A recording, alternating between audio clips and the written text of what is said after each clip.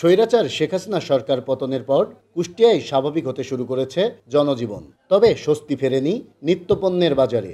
সপ্তাহের ব্যবধানে কুষ্টিয়ার বাজারে সব ধরনের চালের দাম কেজিতে বেড়েছে 2 থেকে 3 টাকা। বাজারে সরু মিনিকেট চাল কেজিতে 2 টাকা বেড়ে বিক্রি হচ্ছে 70 টাকায়। কাজললতা চাল কেজিতে 3 টাকা বেড়ে বিক্রি হচ্ছে 64 টাকা।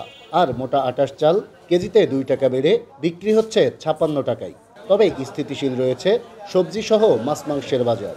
বাজার বর্তমানে স্থিতিশীল আছে, বাজার বাড়ি নাই, তবে কমানোর জন্য চেষ্টা করছে ছেলেপেলে, কমে গেলে আলহামদুলিল্লাহ। সব ধরনের চাউলের দাম বৃদ্ধি পেয়েছে, বস্তায় 50 থেকে 100 টাকা।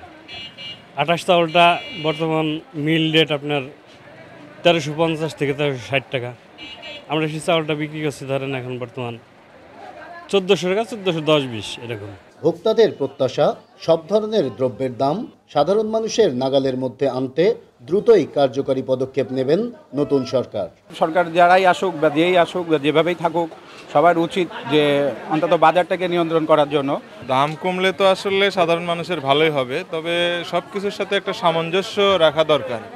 আমরা জানি যে এটা যেহেতু কৃষক পর্যায় থেকে এই সবজিগুলো আসে। এদিকে বাজার তদারকিতে দায়িত্বশীল কর্মকর্তারা মাঠে না থাকলেও দাম নিয়ন্ত্রণে কাজ করছে শিক্ষার্থীরা। দিচ্ছেন মূল্য তালিকা রাখা সহ সহনশীল মূল্যে পণ্য বিক্রির আলটিমেটাম।